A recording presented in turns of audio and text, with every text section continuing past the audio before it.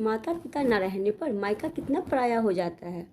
भाभी, माँ कितने अच्छे मेथी, सौंठ, गोंद के लड्डू ढेर सारी बादाम काजू डालकर बनाती थी। सर्दियाँ शुरू होते ही हमारा घर देसी घी और आटा भुनने की खुशबू से महकने लगता था। रोज़ सुबह एक लड्डू नाश्ते में ज़रूर मिलता। तब खाना नहीं चाहते थे। अब जब माँ नहीं है, लड्डू खाने को तरस जाते हैं। हर समय माँ के हाथों का स्वाद ढूंढते रहते हैं। आरजू भावुक होते हुए अपनी भाभी जिया से बोली, दीदी, माँ के हाथों के स्वाद का तो कोई तोड़ नहीं होता, लेकिन इतनी मेहनत कौन करता है। यह सब पुराने जमाने की बातें हो चुकी है, कहकर जिया ने ननद आरजू का फोन रख दिया और बड़बड़ाने लगी। माँ को याद करने का तो बहाना है, बस मुझे सुना रही थी, जिससे मैं उसकी मीठी मीठी बातों के झांसे में आ जाऊं और उसे लड्डू बनाकर भेज दूं। लड्डू कोई मुफ्त में थोड़े ही बनते हैं।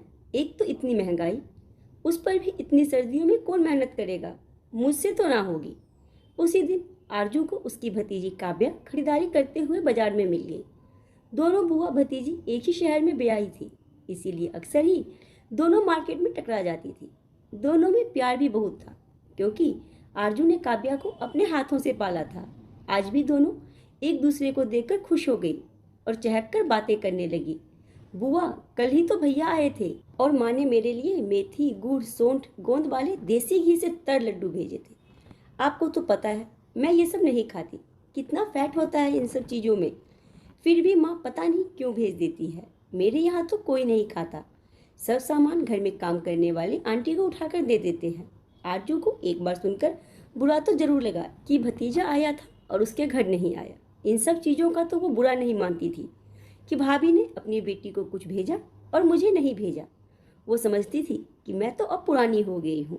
काव्या की शादी को तो अभी कुछ ही समय हुआ है, लेकिन भाभी को मुझसे झूठ बोलने की क्या ज़रूरत थी कि वो लड्डू नहीं बनाती, और मैंने उनसे सिर्फ माँ के हाथों के लड्डू का जिक्र किया था।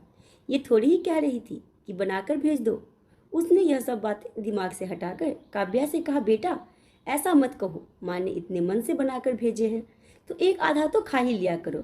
यह लड्डू तो सर्दियों में बड़े फायदेमंद होते हैं, कोई फैट नहीं बढ़ाते, बल्कि मेथी तो वजन कम करती है और घुटनों के दर्द में आराम भी देती है।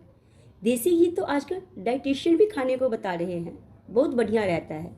ये रिफाइंड से बहुत बढ़िया रहता है, और सबसे बढ़कर तो इसमें माँ की ममता का स्वाद होता है। भाभी ने इतनी मेहनत से बनाकर भेजे हैं, इसीलिए उनकी ममता का तिरस्कार मत करो। एक दिन बैठकर मेरी तरह माँ के हाथों के स्वाद के लिए तरसोगी कि काश कहीं से माँ के हाथों के लड्डू मिल जाए, और तब माँ नहीं होगी। कहते हुए आरजू बड़ी ही खूबसूरती से अपने आंसू छुपाकर फीकी हंसी हंसते हुए बोली, बुआ, तो क्या कल भैया आपके घर नहीं आए थे और माँ ने आपको लड्डू नहीं भेजे? ये तो बड़ी ही गलत बात है। मुझे माँ से ऐसी हरकत की उम्मीद नहीं थी। बुआ, आप दुखी मत होइए, मैं उसमें से थोड़े लड्डू आपको भेज दूंगी। अरे पागल हो गई है क्या? मैं कोई तुमसे इस वजह से नहीं कह रही तुम मुझे लड्डू भेजो, मैं तो सिर्फ तुम्हें समझा रही थी। तुम भाभी से इस बारे में कुछ मत कहना। अब मैं चलती हूँ। भतीजी से विदा लेकर आरजू चली तो आई, लेकिन रास्ते भर सोचकर दुखी होती रही कि माता पिता ना रहने पर मायका कितना पराया हो जाता है। उधर काव्या ने घर पहुंचकर अपनी माँ को फ़ोन लगाया और बोली, माँ, मुझे आपसे ये उम्मीद नहीं थी।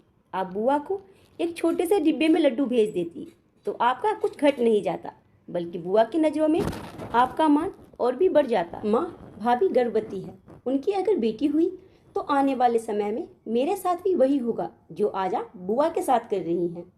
बुआ मुझसे पहले उस घर की बेटी है, उनका अधिकार तो मुझसे ज़्यादा होना चाहिए। लेकिन सच ही कहा गया है, माता पिता के ना रहने पर मायका मायका नहीं, सचमुच पराया घर हो जाता है।